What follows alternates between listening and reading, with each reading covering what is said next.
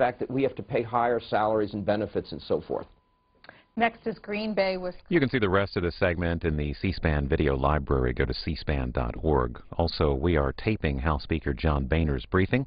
We'll have it later on the C-SPAN networks. And now live to the House floor for legislative business.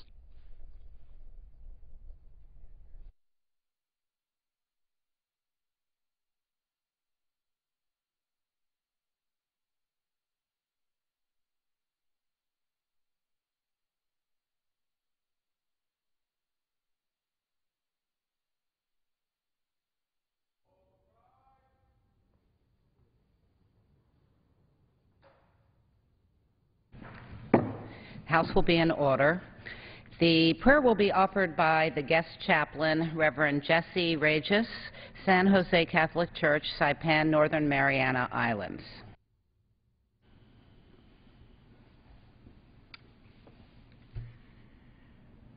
Gracious and loving Father, we thank you for this beautiful day.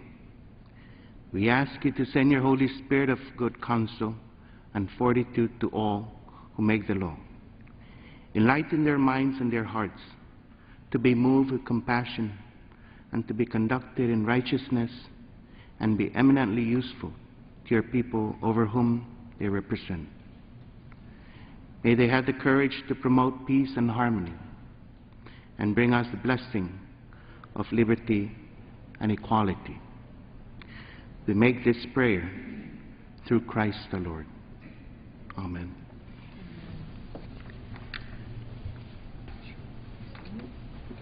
The Chair has examined the Journal of the last day's proceedings and announces to the House her approval thereof. Pursuant to Clause 1 of Rule 1, the Journal stands approved. The Pledge of Allegiance will be led by the gentlewoman from New York, Ms. Hochul. Pledge allegiance to the flag of the United States of America and to the republic for which it stands, one nation, under God, indivisible, with liberty and justice for all. Without objection, the gentleman from the Mariana Islands, Mr. Sablan, will be recognized for 1 moment. Thank you very much, Madam Speaker. Today I welcome Father Jesse T. Regis from the Diocese of Chalancanoa in the Northern Mariana Islands as our guest chaplain. Father Regis, or Pali Jesse as we say in the Marianas, was ordained in 2007. Since then, he has devoted himself to serving our people as the parochial vicar for the parish of San Jose in the village of Oliay. Pali Jesse's ministry also includes serving as chaplain at the Adult Correctional Facility, as vocation director for the diocese, and as spiritual director for the Christian Mothers and the Divine Mercy Prayer Group. I am grateful that Pali Jesse was able to set aside that work for a few days to accept the invitation to be here. This marks the first time that a member of the clergy of the Northern Mariana Islands will offer the opening prayer for the U.S. House of Representatives. And it is indeed a great honor for the people of our islands of all creeds and denominations. Welcome, Pali Jesse, and thank you for your blessings. And I yield back the balance of my time. Gentleman yields back. The Chair lays before the House of Communication. The Honorable the Speaker, House of Representatives, sir. Pursuant to the permission granted in Clause 2H of Rule 2 of the Rules of the U.S. House of Representatives, the clerk received the following message from the Secretary of the Senate on October 13, 2011 at 9:20 a.m. that the Senate passed without amendment H.R. 3080, H.R. 3079, H.R. 3078. With best wishes, I am, signed sincerely, Karen L. Haas. The Chair will entertain up to 15 further requests for 1-minute speeches on each side of the aisle. For what purposes, the gentleman from Ohio rise? Without objection.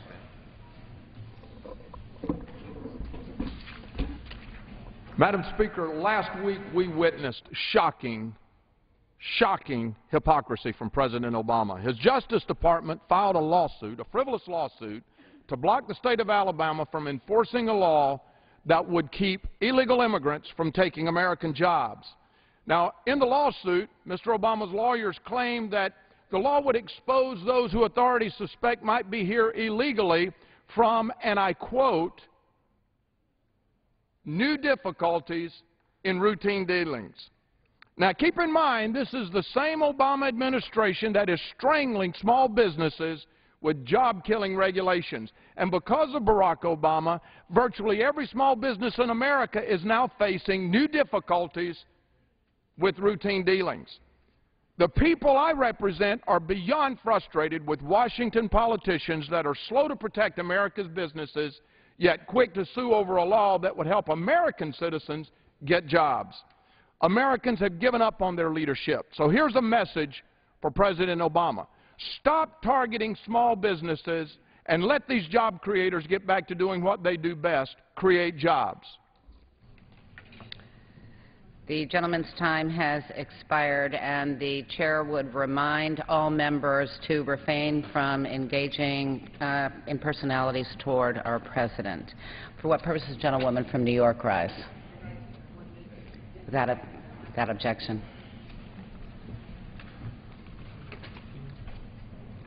Thank you, Madam Speaker. I rise in support of bipartisan, job-creating legislation to crack down on the unfair manipulation of Chinese currency.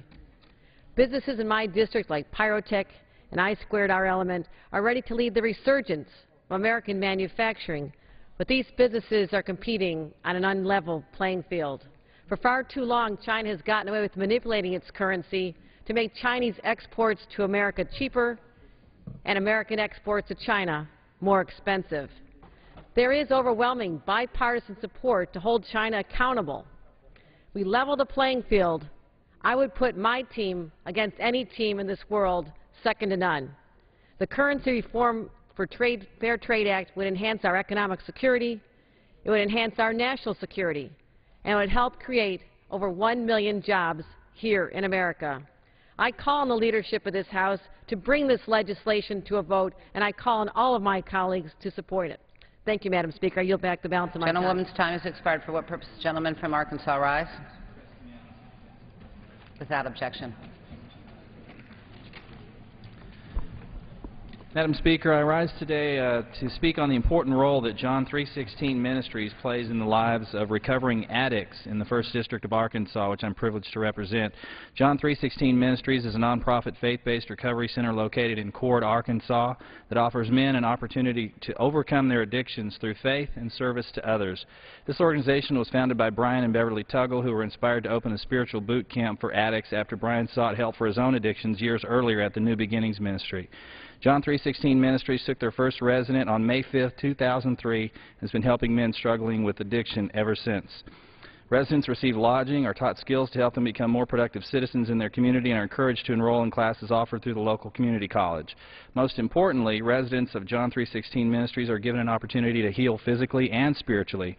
Unlike most recovery centers, John 3:16 Ministries offers these services free of charge and is funded by donations only from local churches, businesses, and individuals. When asked about the cost of the service that John 3:16 Ministries provides, Brian always has the same response: Jesus Christ has paid the cost in full. Mr. and Mrs. Tuggle provide an incredible service, and I'm honored to serve such selfless constituents in the 1st District of Arkansas. And with that, Madam Speaker, I yield back to balance my time. Gentleman yields back. For what purpose the gentleman from New York rise? Without objection. Madam Speaker, the Great Lakes are one of America's most overlooked and underappreciated resources. They are the largest source of surface fresh water in the world, providing more than 30 million people with drinking water, and supports a multi-billion-dollar boating, shipping, fishing, and recreation economy.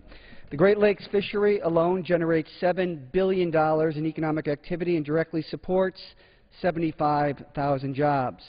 Yet the lakes are threatened by toxic algae blooms fueled by agriculture runoff, sewer overflows, and other pollution.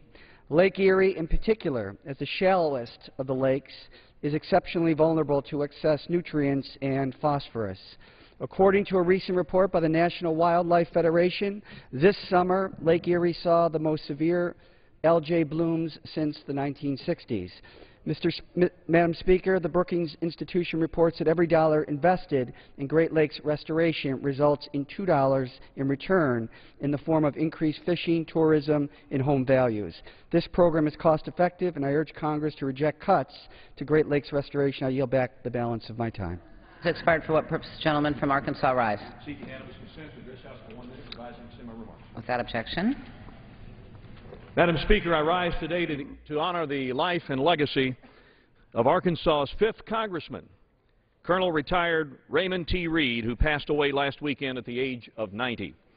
Ray Reed has an amazing love for his country. At the outbreak of World War II, he left school to join the Army, and over the ensuing 31 years, faithfully served his nation in uniform. His record of service placed him among our nation's most unique, a veteran of World War II, Korea, and Vietnam.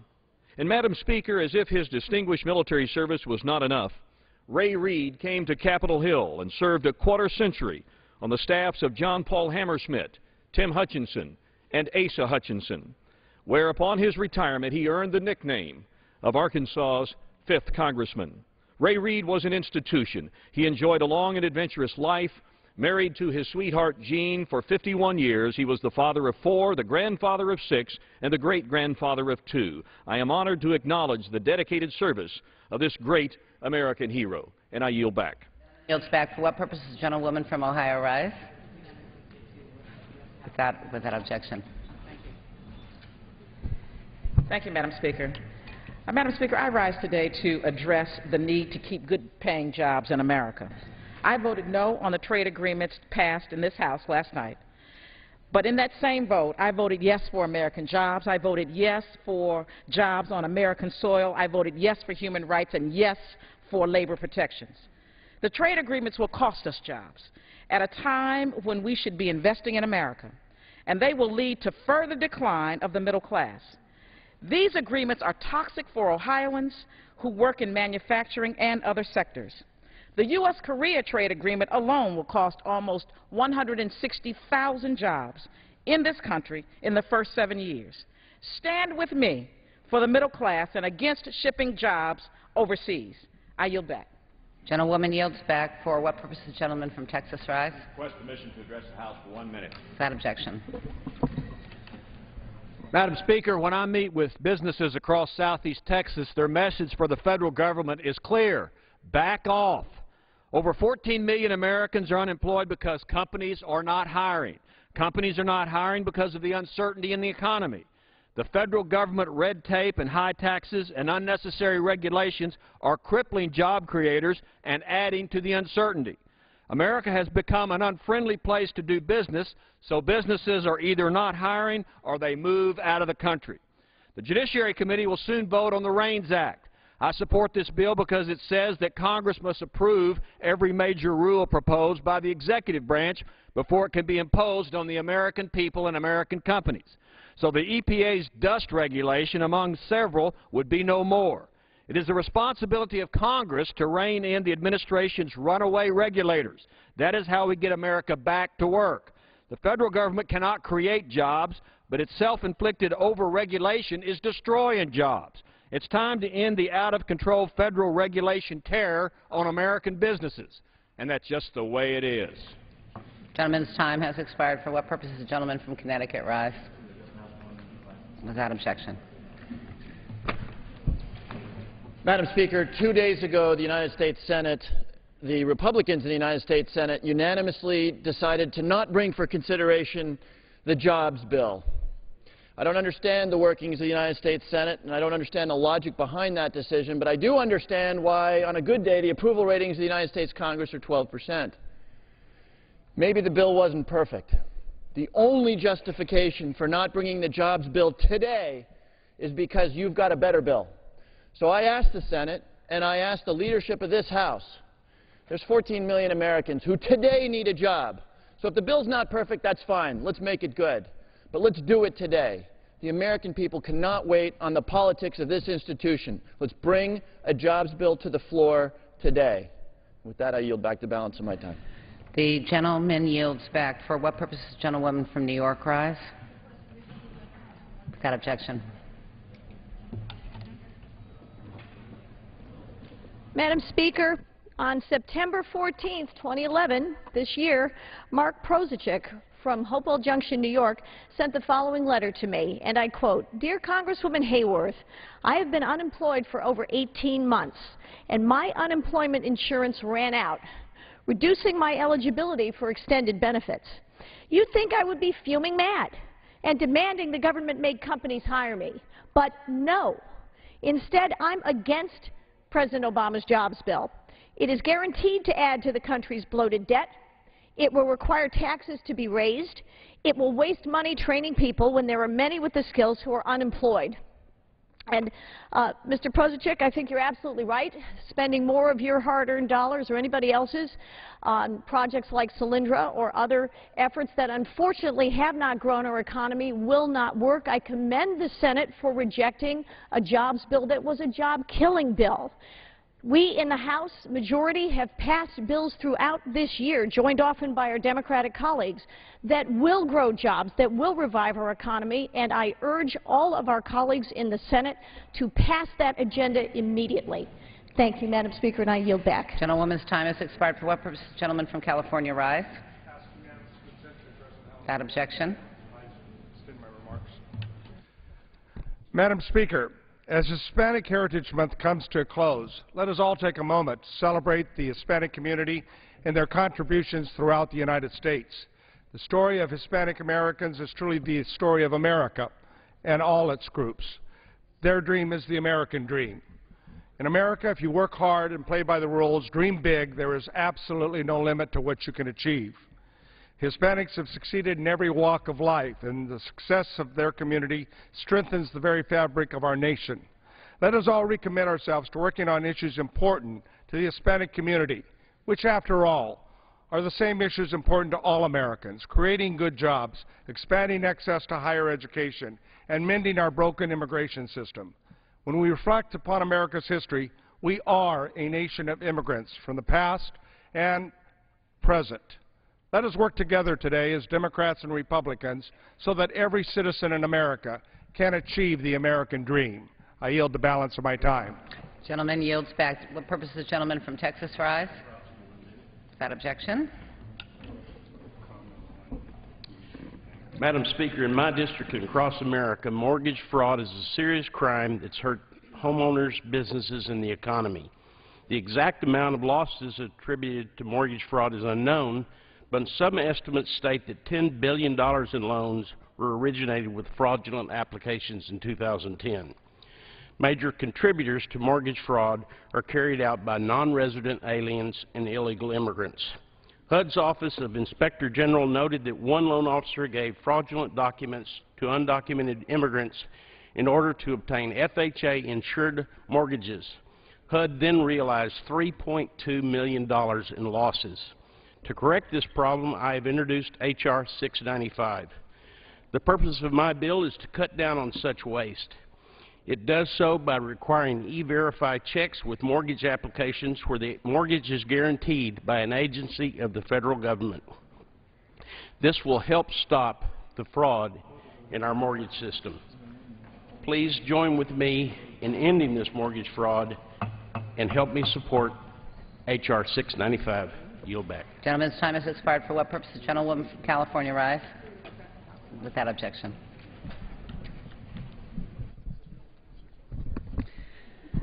Madam Speaker, over the weekend, I visited Arlington West on the beach in Santa Monica, a beautiful memorial to the men and women in uniform who have lost their lives in the 10 years of war.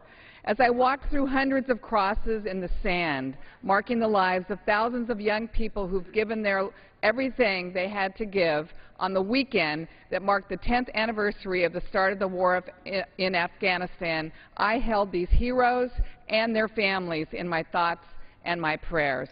I want this war to end, and I want to speed up the timetable that our President brings our troops home. We're simply losing too many lives and spending too many resources abroad. We cannot afford to spend $190 million a day on this war when we have crumbling schools and infrastructure here at home that needs fixing. Just think what we could build with $190 million a day in this country. Think of the jobs we could create with projects rebuilding America. And when our heroes come home, we should do everything we can to help them re-enter their families and their workforce. Let's put people to work, building an American future worthy of the sacrifices of our brave young people in uniform. I yield back my time. Gentlewoman's time has expired. For what purpose? The gentlewoman from North Carolina rise. Permission to address the House for 1 minute, Madam Speaker. Without objection. Thank you, Madam Speaker. If our nation's debt crisis has taught us anything, it's that we need a permanent spending solution to keep America the permanent land of the free. There's only one way to bind Congress to such a commitment, and that is through a balanced budget amendment to the Constitution. House Republicans have already changed the debate from how much to spend to how much to cut, yet our extraordinary crisis still demands extraordinary action. Washington Democrats went on a record spending binge and left America in an economic hangover. New taxes, as the President proposes, would only punish the nation and reward the spenders with more money to waste. We need to stop spending money we don't have and begin living within our means like every American family and business is expected to do. We need a permanent constitutional amendment. For the sake of tomorrow's generations, let's get it done today. I yield back. Gentlewoman yields back. For what purpose? The gentleman from North Carolina rise. Without objection. Madam Speaker, China's policy of undervaluing its currency is undercutting American manufacturing and American jobs by giving China an artificial and unfair advantage. In this time of economic uncertainty and high unemployment, we need to take direct, common-sense action to protect the American worker from unfair Chinese trading practices. The Senate's passed a bill to investigate currency cheating by China and other countries and to impose tariffs if they're found guilty. Yesterday, Democrats attempted to offer a similar bill, which has 61 Republican co-sponsors, but 235 Republicans voted against it. Moreover, House Republican leaders have indicated the Senate bill will never see the light of day if they have their way. Speaker Boehner says the fair trade bill with China is, quote, dangerous. The American people don't think there's anything dangerous about protecting American workers from schemes that burden our exports, subsidize their imports, and kill jobs. Republican leadership should bring the China currency and fair trade bill to the floor so the House can give it the bipartisan vote it deserves. Has expired. For what purpose? The gentleman from Illinois rise. Without objection. Thank you, Madam Speaker. Madam Speaker, I rise in celebration of National Hockey League's Hockey Fights Cancer Day on the Hill. Anyone who's played the great sport of hockey, who has watched a game, has probably seen a fight or two on the ice. It's no secret that hockey players are a tough group. But off the ice, there are bigger fights being waged each and every day by people even tougher than your average hockey player, even players like former Blackhawk Reed Simpson. Those living with and fighting against cancer are tougher than the toughest odds and incredibly brave in spite of daunting treatment and an uncertain future. With nearly 12 million patients in America today, most of us know someone fighting cancer, be it a family member, friend, or neighbor. The NHL's Hockey Fights Cancer Initiative is an extraordinary opportunity for members of the hockey family to stand up for our loved ones and to support the organizations that provide cutting-edge research, therapy, and vital support services that make their lives better. This is one fight I'm proud to be a part of, and I encourage other hockey fans out there to join me as hockey fights cancer. Thank you, and I yield back. Gentleman's time has expired. For what purpose does the gentleman from Texas rise? Without objection. In my remarks. Madam Speaker, I rise in strong support of American families whose jobs and livelihoods are being undermined by China and other countries which purposely undervalue their currency. For the past several years, the best economic research has shown China manipulates the value of its currency by at least 25 to 30% against the dollar. This blatantly unfair trading practice has contributed to our trade deficit with China, growing it from $68 million to $273 billion in just 11 years. Worst of all, the American people have become the ultimate victims. Last month, the Economic Policy Institute found that 2.8 million U.S. jobs have been eliminated or displaced since 2001 due to the growing U.S.-China trade deficit. Last year, the Currency Reform for Fair Trade Act passed this chamber with strong bipartisan support.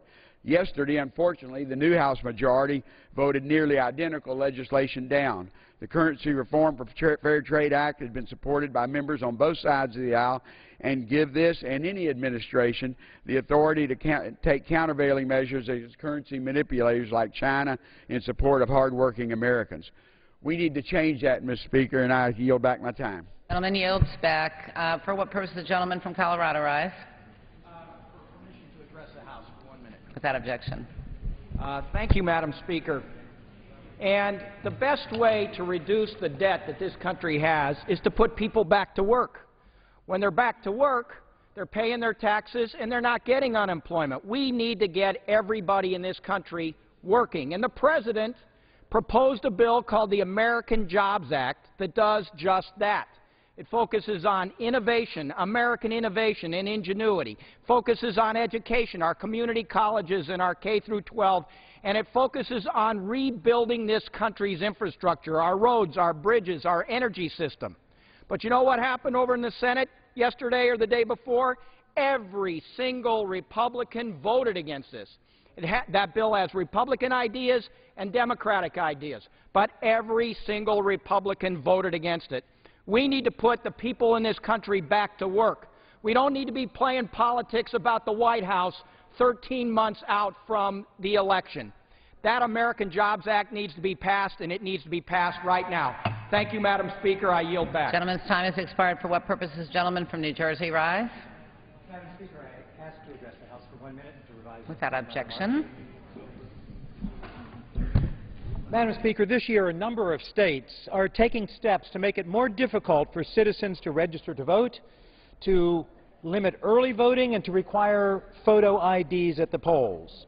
The proponents of these new laws argue that they're designed to combat voter fraud. Now, clearly, we don't want people voting illegally, but these new laws are a solution to a problem that does not exist, and these steps will create serious problems. A recent report by the Brennan Center at NYU shows that these new laws would affect more than 5 million eligible voters and would disproportionately disenfranchise young, low-income, and minority citizens. In the past, literacy tests and poll taxes were used selectively to allow certain citizens to vote and disenfranchise others. They were and are illegal, and they should remain so.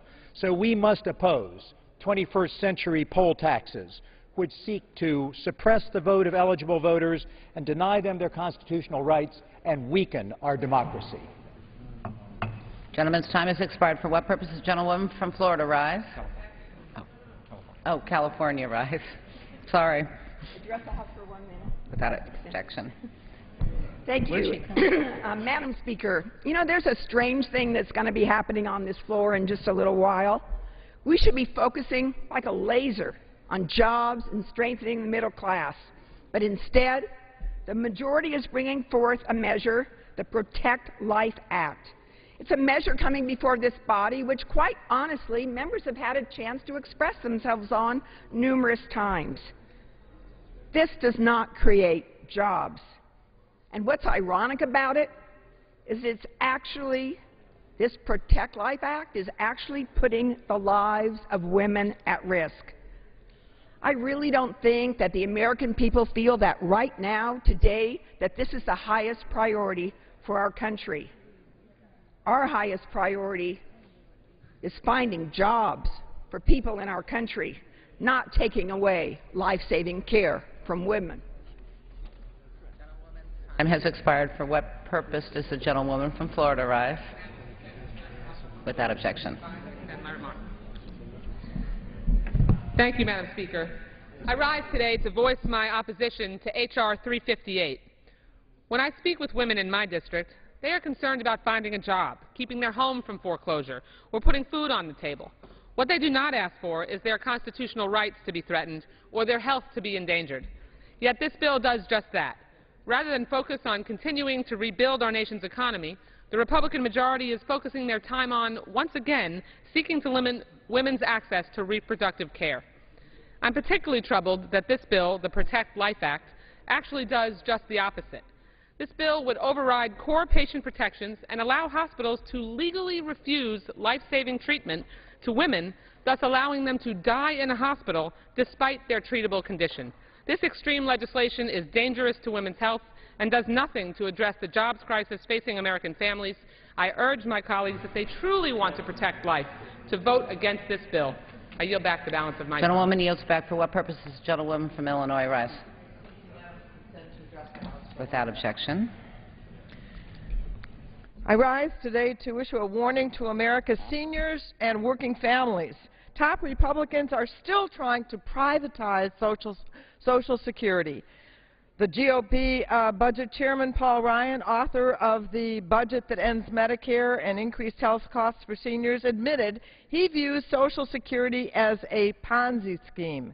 And Congressman Pete Sessions, who serves in House leadership for the GOP, introduced legislation labeled Savings Accounts for Every American Act that would have people opt out of Social Security by sending their contributions to a private account. According to Stephen Goss, Social Security's chief actuary, this change will, quote, severely compromise, unquote, the ability to pay for current seniors and those near retirement. Quote, so Social Security, the ability to pay benefits to people who are currently receiving or are now approaching the time of receiving benefits would be severely compromised. Our year of trust fund exhaustion would certainly come to be much sooner than 2036. In other words, the plan of the Republicans to privatize Social Security would put that program that has never missed a check to Americans in danger. We need to oppose those efforts, and I yield back. Gentlewoman's time has expired. For what purpose does the gentlewoman from North Carolina rise? Madam Speaker, by direction of the Committee on Rules, I call up House Resolution 430 and ask for its immediate consideration. The clerk will report the resolution. House Calendar Number 80, House Resolution 430, resolved that upon adoption of this resolution, it shall be in order to consider in the House the bill H.R. 358 to amend the Patient Protection and Affordable Care Act to modify special rules relating to coverage of abortion services under such act. All points of order against consideration of the bill are waived. The amendment in the nature of a substitute recommended by the Committee on Energy and Commerce, now printed in the bill, shall be considered as adopted, and that the bill as amended shall be considered as read. All points of order against provisions in the bill as amended are waived. The previous question shall be considered as ordered on the bill as amended to final passage without intervening motion except one. 1 hour of debate equally divided and controlled by the Chair and Ranking Minority Member of the Committee on Energy and Commerce, and 2, 1 motion to recommit with or without instructions. For what purpose does the gentlewoman from Wisconsin rise? Madam Speaker, I raise a point of order that the rule H.Res. 430 violates Section 426, Parent A of the Congressional Budget Act. The resolution contains a waiver of all points of order against consideration of the bill, which includes a waiver of Section 425 of the Congressional Budget Act, which causes a violation of Section 426, Parent A. The gentlewoman from Wisconsin makes a point of order that the resolution violates Section 426A of the Congressional Budget Act of 1974. The gentlewoman has met the threshold under the rule, and the gentlewoman from Wisconsin and a member opposed each will control 10 minutes of debate on the question of consideration. Following debate, the Chair will put the question of consideration as the statutory means of disposing of the point of order. Chair recognizes the gentlewoman from Wisconsin. Thank you, Madam Chair, Madam Speaker, for recognizing me. I raise this point of order that H.R. 558 contains several potential unfunded mandates that would burden the states, burden private insurance companies, and burden women. I am also raising this point of order because it is a powerful vehicle to register my concern that this bill is a misguided ideological distraction from what should be our top priority, getting people back to work and protecting working families who've been hit hard by economic circumstances. It is so clear to me that in spite of what our colleagues may say across the aisle, this bill is not about public funding for abortion. It's really crystal clear, Madam Speaker, that the Affordable Care Act already explicitly prohibits federal funding for abortion. It reaffirms the Hyde Amendment and even includes the Nelson Amendment to ensure that there's no commingling of funds. H.R. 358 would bring back the infamous world of Stupak-Pitts, but this time it adds even more restrictive language to the proposal. This bill would essentially ban insurance coverage of abortion in health care exchanges. not for women who are being publicly funded or subsidized through the exchanges, but even for women paying with their own private dollars, Madam Speaker. In addition, H.R. 358 would create a system that plays Russian roulette with pregnant women's lives when they enter a hospital.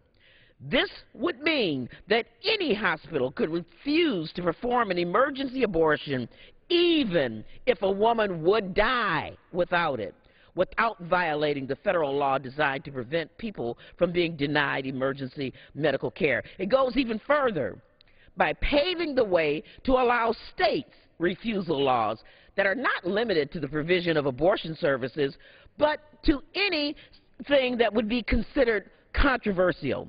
Treatment for STIs, birth control services, screening services, and counseling. And with that, I would yield time to my good colleague from California, Representative Speer. I thank the gentlelady from Wisconsin. Madam Speaker, I think this bill goes to the farthest extreme in trying to take women down, not just a peg, but take them in shackles to some cave somewhere. 25 years ago, this body passed EMTALA, a bill that basically said anyone that shows up at an emergency room would access health care, no questions asked. Now, my colleagues on the other side of the aisle want to amend that law and basically say, oh, except for a woman who is in need of an abortion, or except for a woman who's bleeding to death who happens to be pregnant, or except for a woman who is miscarrying. Basically, what this bill would do is say that any hospital could decline to provide services to one class of people in this country, and that one class of people are pregnant women. Now, let me tell you something. My story is pretty well known now, but I was pregnant, I was miscarrying, I was bleeding. If I had to go from one hospital to the next trying to find one emergency room that would take me in, who knows if I would even be here today. And what my colleagues on the other side of the aisle are attempting to do is misogynist. It is absolutely misogynist. The time has come for us to stop taking up this issue over and over again this year and do something that the American people really care about. They want jobs. They want to be able to hold on to their homes. They want some mortgage relief. And what do? We stand here on the floor and create yet another opportunity for women to be cast in shackles. I yield back to my colleague. Thank you so much for that compelling story. How much time do I have, Madam Speaker? The gentlewoman from Wisconsin has 5.5 minutes remaining. Would the gentlewoman like to reserve? I would like to yield, if I can specify the amount of time, I would like to yield 3 minutes to another colleague. Gentlewoman may do so. I would like to yield 3 minutes to my colleague from Illinois, Representative Jan Schakowsky. Gentlewoman from Illinois is recognized for 3 minutes. I thank my friend, the gentlewoman, for yielding to me, and I rise in support of her point of order. The American people are begging us to work together to create jobs, to bolster the economy, and instead we're here once again to consider legislation that endangers and attacks the right of women and is far out of the mainstream of American priorities. H.R. 358 is extreme legislation. It is another attempt to unravel the health care law while at the same time expanding anti-choice laws that will harm women's health. It would take away a woman's right to make her own decisions about her reproductive health, even with her own money. It would allow public hospitals, as you heard, to deny emergency abortion care to women in life-threatening situations. It would expand the existing conscience objection to allow providers to avoid providing contraception We're talking now about birth control. This legislation revives a debate that has already been settled. There is no federal funding for an abortion in the health care reform law. Legal experts have said it, independent fact-check organizations have said it, yet Republicans continue to insist that the possibility of funding remains. Federal funds are already prohibited from being used for abortions under the Hyde Amendment, at the expense, I should add, of poor women, federal employees, women of the District of Columbia, and women in the military. But this bill goes way beyond that law. The attention Republicans are focusing on the private lives of women, what American families do with their own money, makes it clear that their real goal is to ban all abortions and end access to birth control and contraceptives. Republicans don't want government to protect the water we drink, oh no, or the air we breathe, or the food we eat, but they do want to intrude in a woman's right to choose. We are now at 280 days in this Congress without passing a jobs plan, yet the Republican majority has consistently managed to pass extreme and divisive legislation targeted at women's health. The administration strongly opposes H.R. 358, and this bill has no chance of becoming law. Now is the time to work on the issues that are most important to Americans, creating jobs and improving the economy, rather than restricting reproductive choice and access to family planning. American women would suffer if this bill becomes law, but we're just wasting time here because it will not, and it just shows how mean-spirited and extreme this legislation is, and it's a way to roll back women's health and rights. It's too extreme for women, too extreme for America, and we should reject it right now.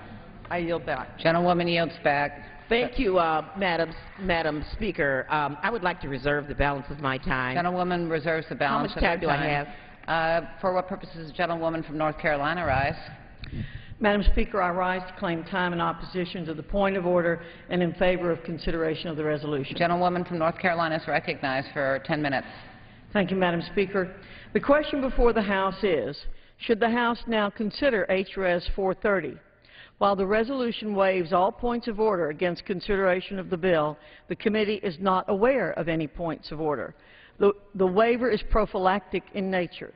The Congressional Budget Office has stated that H.R. 358 contains no intergovernmental or private sector mandates as defined in the Unfunded Mandates Reform Act and would impose no cost on state, local, or tribal governments. Again, Madam Speaker, this waiver is prophylactic, and the motion of the gentlewoman is dilatory. I would like to now recognize my colleague from Wisconsin, my distinguished colleague from Wisconsin, Mr. Sensenbrenner, for 3 minutes. Gentleman from Wisconsin is recognized for 3 minutes. Madam Speaker, I thank the gentlewoman from North Carolina for yielding me this time. I have listened very carefully to the arguments that have advanced by the speakers on the other side. My friend and neighbor, the gentlewoman from Wisconsin, Ms. Moore, the gentlewoman from California, Ms. Spire, the gentlewoman from Illinois, Ms. Schakowsky. None of them addressed the question before the House. The question before the House is whether or not to consider this bill. It's not about jobs, although they're important. It's not about the merits of the bill, which we will debate later should the House vote to consider this bill. It's about whether there are unfunded mandates in the bill. The gentlewoman from North Carolina, Ms. Fox, read the CBO statement of February 28, 2011. H.R. 358 contains no intergovernmental or private sector mandates as defined in the Unfunded Mandates Reform Act and would impose no costs on state, local, or tribal governments. That's what the CBO said. And that has not been rebutted either by the proposer of the point of order, my colleague from Wisconsin, Ms. Moore, or those who have spoken on behalf of this. Now, if we're to follow the rules and say, okay, if there's an unfunded mandate, we ought to waive it, which the resolution does, then we've all got to vote yes on consideration, because there are no unfunded mandates, and nobody has claimed that there are any unfunded mandates. That's why the gentlewoman from North Carolina, Ms. Fox, is correct in saying that the point of order is dilatory. If you want to debate the bill, let's debate the bill. If you want to object to consideration of the bill, then all you want to do, those who decide to vote no on this motion to consider, don't want to have a debate on whether there should be public funding of abortion. Now, when the taxpayers are asked to fund abortions, that's a whole different issue than whether there should be a right to abortion. This question is whether there should be taxpayer funding of abortion. There are no unfunded mandates, and the honest vote is yes on the motion to consider. I yield back. Gentleman yields back. The gentlewoman from Wisconsin. I would reserve my right to close. The gentlewoman from North Carolina will have the right to close. Does the gentlewoman have more speakers? Gentlewoman from North Carolina. Does the gentlewoman have other speakers? Madam Speaker, parliamentary inquiry. I believe that we have the right to close. That is correct. That is correct. The gentlewoman from North Carolina has the right to close. Then I will reserve my time. Gentlewoman will reserve the balance of her time. Madam Speaker, can you tell me how much time I have? The gentlewoman from Wisconsin has 2.5 minutes remaining. Thank you, Madam Speaker. I would yield 1 minute to my colleague, Ms. Spear from California. Gentlewoman from California is recognized for 1 minute. I thank the gentlelady for yielding, and I find it actually somewhat humorous to think that the argument on the other side of the aisle is that this is dilatory, when in fact the entire bill is dilatory when you look at what is really facing this country right now. This bill makes it very clear that any hospital that does not want to provide emergency room services to a woman who is miscarrying and needs an abortion would no longer have to do it. Let's make that very clear. Let me read one little example from the American Journal of Public Health. A woman with a condition that prevented her blood from clotting was in the process of miscarrying at a Catholic-owned hospital. According to her doctor, she was dying before his eyes. In fact, her eyes were filling with blood.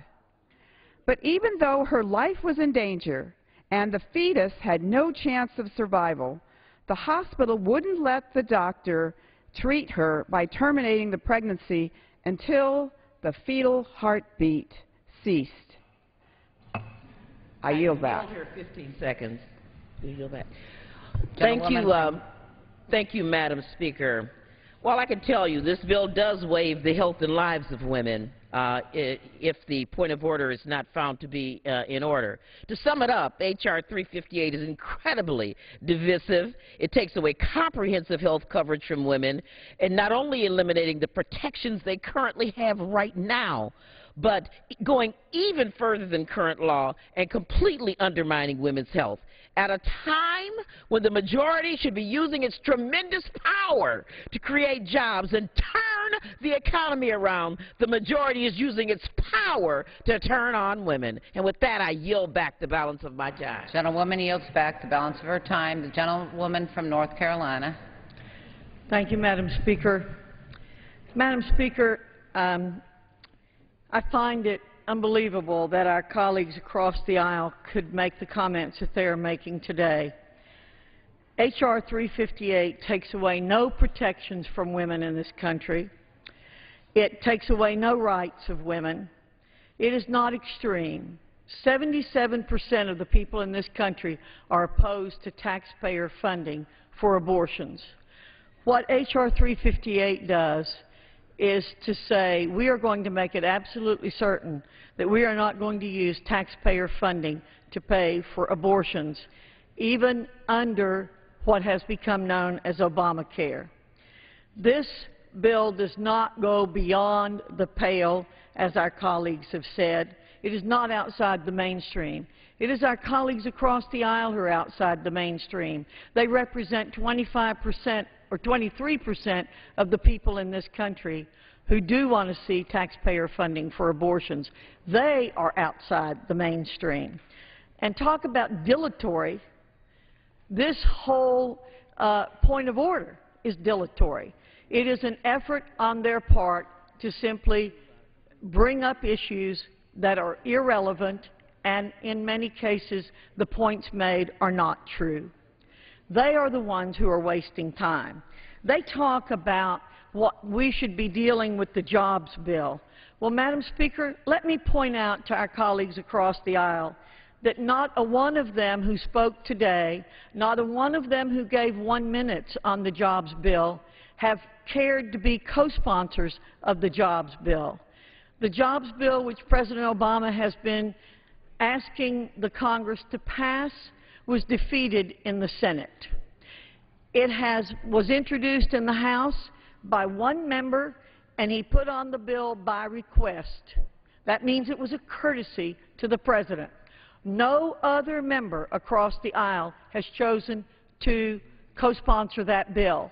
If they are so eager to get that bill passed, you would think that they would become co-sponsors of the bill.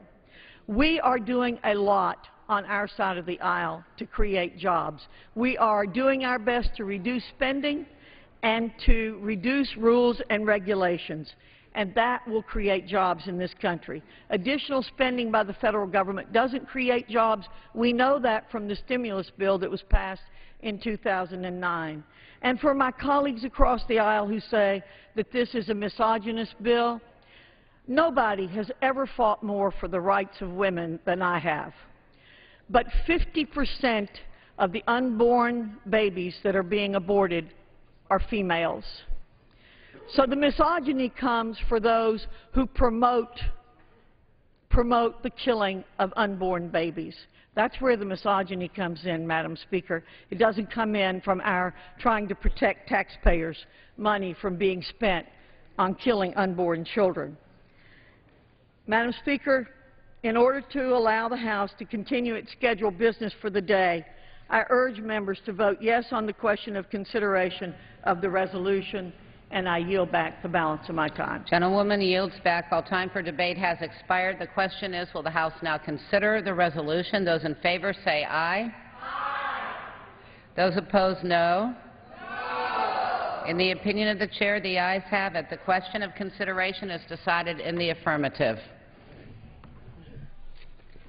Gentleman from North Carolina. Gentlewoman is recognized for 1 hour. Madam Speaker, for the purpose of debate only, I yield the customary 30 minutes to the gentleman from Florida, Mr. Hastings, pending which I yield myself such time as I may consume. During consideration of this resolution, all time yielded is for the purpose of debate only. Madam Speaker, I ask unanimous consent that all members have 5 legislative days to revise and extend their remarks. Without objection.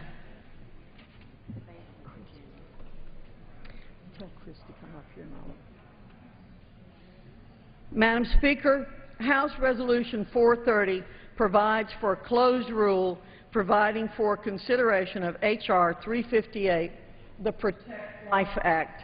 I would now like to yield 2 minutes to my colleague from New Jersey, Mr. Smith.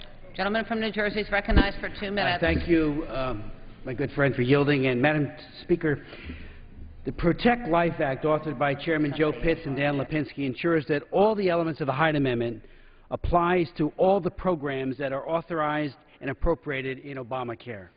By now, I trust that all members fully understand that because programs in Obamacare are both authorized and appropriated in the law on a parallel track, not subject to appropriations under HHS, the actual Hyde Amendment therefore has no legal effect whatsoever.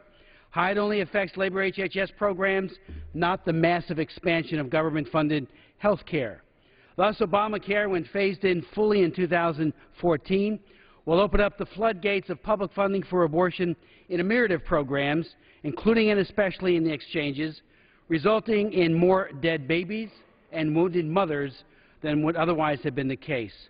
Because abortion methods dismember, decapitate, crush, poison, or starve to death, or induce premature labor, pro-life members of Congress, and according to every reputable poll, majorities of Americans want no complicity whatsoever in the destruction of human life. Obamacare forces us to be complicit. Despite breathtaking advances in recent years in respecting and treating unborn children as patients in need of diagnosis and care and treatment for any number of diseases, just like any other patient, far too many people dismiss the baby in the womb as persona non grata. I respectfully submit, how can violence against children by abortion be construed as benign or compassionate or caring? The dangerous myth of safe abortion must be exposed. So-called safe abortion is the ultimate oxymoron, an Orwellian manipulation of language designed to convey bogus respectability to a lethal act. Abortion is, by any reasonable definition, child mortality. Its sole purpose is to kill a baby. I would also suggest that presumptuous talk that brands any child as unwanted or an unwanted child reduces that child to a mere object bereft of inherent dignity or value. We should not be paying for abortion. I support the Pitts Amendment. The gentleman's time has expired. Gentleman from Florida. Thank you very much, Madam Speaker. The Protect Life Act amends the Patient Protection and Affordable Care Act to prohibit federal funds from being used to pay for abortion services or any health plan that includes such service. It also imposes new restrictions on health insurance coverage for termination care and expands conscience protection laws while limiting access to reproductive health services. At a time when our nation is facing great economic uncertainty and millions of Americans are in need of jobs, please somebody tell me why we are here considering a bill that is a direct attack on a woman's constitutionally protected right to choose and that does not create one single job. Let's be serious here. Republicans have yet to pass a jobs bill. Instead of getting down to the business of creating jobs, they're bringing to the House floor a deeply flawed and deeply divisive bill that will not pass the Senate and would be vetoed if it reached the President's desk. They know that, I know that, everybody knows that. The Protect Life Act is both unnecessary and clearly is politically motivated. Republicans are resorting to their old bag of tricks and pulling the abortion card in order to distract from their clear lack of leadership. In April, they rammed through H.R. 3, the No Taxpayer Funded for Abortion Act, instead of focusing on efforts to pass a clean, continuing resolution that would prevent a government shutdown. As the deadline approaches for the Joint Select Committee on Deficit Reduction in Congress to approve a deficit reduction plan in excess of $1.5 trillion, Republicans have deemed it necessary to rehash the health care reform debate and roll back women's rights. And I want to clear up one thing. They keep saying Obamacare. I've said repeatedly that there are those of us, and I am among them, that advocated for health care, including a public option and universal health care, long before we even knew Barack Obama's name. So perhaps it should be called Hastings/Obamacare. This time, however, they take it to a new harmful extreme. The Protect Life Act is not about the regulation of federal funds with regard to abortion services. The Hyde Amendment already does that. This act is about restricting access to care and intimidating women and their families in the use of their own money. Since 1976, the Hyde Amendment has prohibited the use of taxpayer money for funding abortions unless the abortion is performed in the case of rape, incest, or threat to the life of the mother. The Affordable Care Act is no exception. Regardless of the facts, however, House Republicans continue their assault on a woman's right to choose. Contrary to popular belief, the Protect Life Act is not the Stupak-Pitts amendment of the 2009-2010 health care reform debate. It goes far beyond Stupak-Pitts to impose unprecedented limitations on abortion coverage and restricts access to abortion services for all women. The Protect Life Act would have an adverse effect on women's access to reproductive services, especially for low-income minority women who are very likely to be underinsured or uninsured and use partial subsidies to purchase insurance. It not only ends abortion coverage for women in the exchange who use their own private funds to pay for their insurance, but also essentially shuts down the private insurance market for abortion coverage. This act imposes crippling administrative burdens on insurance companies that choose to cover abortion care and bans abortion coverage from all multi-state plans, interfering with private insurance companies' decisions about what benefits to offer. Simply put, the Protect Life Act is a misnomer. It poses a direct threat to the health and lives of women by restricting access to termination services, including factually accurate information, such as the availability and coverage of abortion care by insurance plans. Even more troubling is the fact that this act creates an exception to the obligation of hospitals to comply with the Emergency Medical Treatment and Labor Act, which requires appropriate treatment and referral for emergency patients. If enacted, hospitals could refuse to provide abortion services to pregnant women whose lives are in critical danger. This is beyond irresponsible. It is, indeed, reprehensible. Finally, the Protect Life Act vastly broadens already expansive federal conscience laws without regard for patient protection or anti-discrimination protection for providers of abortion services. It safeguards from federal preemption state conscience laws beyond abortion, which could allow providers to drop their coverage of other reproductive health services like contraception and possibly even reproductive care such as mental health services and HIV counseling. All I hear from my colleagues on the other side of the aisle, especially those within segments of their party, is that they want the government to butt out. Why then are we considering legislation on the House floor that effectively overturns the privacy rights enumerated by the United States Supreme Court, as well as increases burdensome government regulations on insurance companies? Congress should not be making personal health care decisions for women, and congressmen really shouldn't be even involved in making personal health care decisions for women. That should be between a woman, her family, and her doctor. I reserve the balance of my time.